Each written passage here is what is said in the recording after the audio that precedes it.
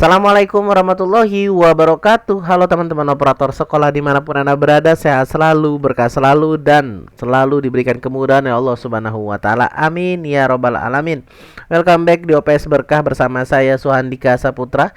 Hari ini kita akan membahas tentang siswa-siswa mana aja yang akan terhitung oleh dana BOS. Seperti itu ya. Siswa mana aja nih yang akan terhitung oleh dana BOS. Dan sebelum saya jelaskan masalah itu, tolong di subscribe dulu yang belum subscribe. Ini ada di sini kayak bentuknya dah. Dan di share ya teman-teman, di share ke teman-teman semuanya, di grup-grup teman-teman, di grup kota masing-masing. Silahkan di share agar bisa menenangkan. Mudah-mudahan video ini bisa menenangkan dan mengurangi rasa pusing kita ya. Di detik-detik akhir nih, saya buat konten ini tanggal 31 ya. Oke. Kita lanjut. Sorry, yang ini. Kita lanjut ya. Ini dia adalah siswa-siswa yang akan terhitung ke dana BOS itu apa aja. Gitu. Oke, kita lanjut. Pertama untuk ini dulu ya teman-teman. Saya masalah sinkronisasi ya. Masalah sinkronisasi ya, pertama adalah sinkronisasi sebelum atau per 31 Agustus gitu. Jadi kalau buat teman-teman nih masalah sinkronisasi, tolong dipahami lagi untuk masalah sinkronisasi ini gitu. Kalau jika data sudah benar, maka tidak perlu sinkronisasi lagi gitu. Jadi misalkan saya seminggu yang lalu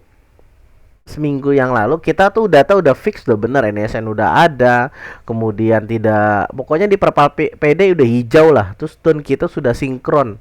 Apakah perlu sinkronisasi lagi? Nggak perlu teman-teman, nggak perlu, udah aman. Kecuali kita ada penambahan data, ada siswa tambahan dan yang lain-lain, boleh kita sinkronisasi lagi gitu. Kalau nggak ada penambahan data ya udah nggak usah sinkronisasi lagi, kasih ke teman-teman yang lain yang belum sama sekali sinkronisasi. Karena di hari ini di tanggal 31 Agustus nih, wow, amazing teman-teman, Masya Allah ya, Masya Allah, sangat sulit sekali untuk sinkronisasi. Yang ketiga adalah jumlah siswa yang akan dihitung dana BOS P itu adalah per 31 Agustus 2024 ini. Itu dia yang sangat kita tunggu-tunggu sih. Yang kita pusingkan itu kan, aduh jumlahnya. Yang bikin kita pusing itu ya, dapat gak ya? Ini gimana ya? Dapat gak ya? Dapat gak ya? Seperti itu ya teman-teman. Kita khawatir, sampai tadi ada yang nanya masalah warning gitu kan. Banyak banget, Pak, ini saya warning Pak, dapat BOS P nggak ya Pak ya? Gitu ya. Oke, hari ini kita lanjut permasalahan-permasalahannya. Tentang pertama itu tentang penyaluran dulu. BOS P dan BOP itu kayak gimana sih sebenarnya? Penyaluran itu adalah dilakukan 2 tahap ya.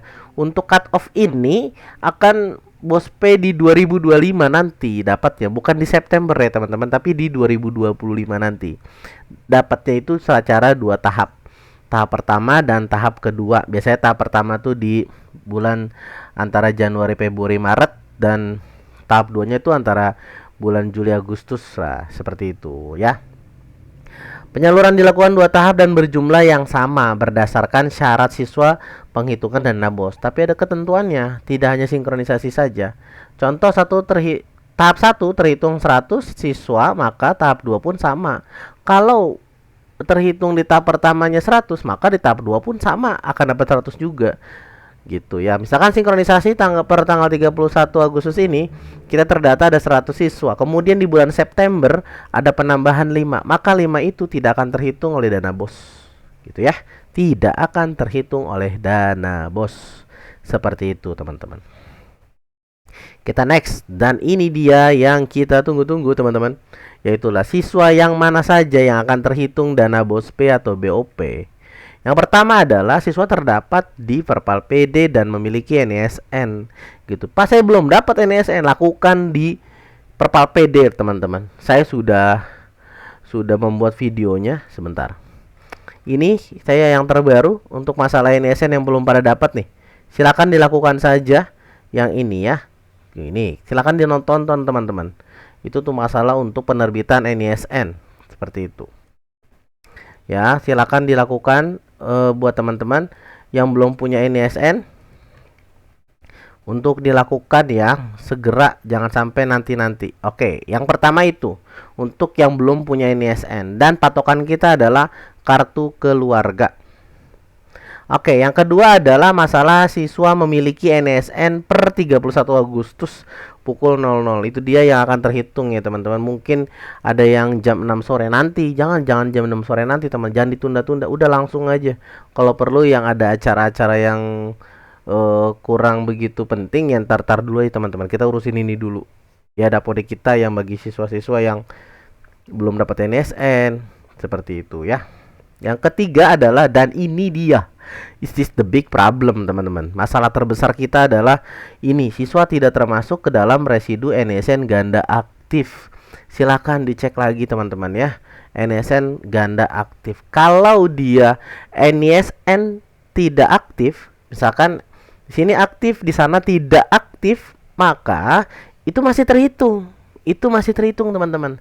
Tetapi kalau dia NSN-nya ganda, di kita aktif, di sekolah sananya aktif juga, nah itu yang tidak akan terhitung oleh dana bos kita. Seperti itu ya teman-teman ya. Oke, sudah lega hatinya teman-teman? Sudah lega ya? Banyak banget nih, banyak banget Pak, ini statusnya kayak begini, ini apa gitu kan. Oh ini siswa aktif, kita aktif, di sana nggak aktif, masih itu nggak? Masih terhitung. Kecuali siswa kita aktif, di kita aktif, di sana aktif juga. Nah itu dia tuh yang tidak akan terhitung oleh dana bos P kita. Siswa di kita 100, ternyata ada siswa ganda aktif ada 2, maka kita akan mendapatkan 98 siswa saja. Seperti itu ya. Begitu ya teman-teman ya. Aman ya? Gimana? Sudah agak tenang? Sudah agak tenang ya? Aman ya? Oke, seperti itu ya. Ini dia siswa-siswa. Sekali lagi, siswa pertama adalah yang sudah ada memiliki NSN, terdapat di Perpal PD, kemudian memiliki NSN per 31 Agustus, dan yang ketiga, siswa tidak termasuk ke dalam residu NSN ganda aktif. Seperti itu teman-teman ya. Oke, yang terakhir adalah tentang catatan penting dari saya. Selain sinkronisasi, ada hal penting lainnya, yaitu menyelesaikan laporan BOS P di Arkas untuk tahun 2024 sudah selesai sampai tutup BKU Desember 2024 sebelum 31 Januari. Hal ini adalah poin pertama yang sudah harus kita lakukan teman-teman. Ini udah fix, alhamdulillah sudah bener. NSN udah nggak ada semua, nggak ada yang NSN ganda. Ada 100 siswa misalkan, kita 100 siswa aja ya contohnya, ada 100 siswa, ya udah. Bukan itu saja, tugas kita selanjutnya adalah tentang masalah Arkas ya. Laporan BOS P di Arkas itu harus sudah selesai sebelum tanggal 31 Januari. Seperti itu teman-teman ya. Mudah-mudahan semua di hari terakhir ini tanggal 31 Agustus teman-teman semuanya mendapatkan kemudahan dan kelancaran. Segala bentuk apapun permasalahannya dikasih kelancaran semuanya ya. Itu aja dari saya. Yang belum subscribe dulu, tolong di-share. Mudah-mudahan ini bisa bermanfaat buat teman-teman semuanya. Kurang lebihnya mohon maaf dari saya. Wallahu muwaffiq ila aqwamit thoriq. Wassalamualaikum warahmatullahi wabarakatuh.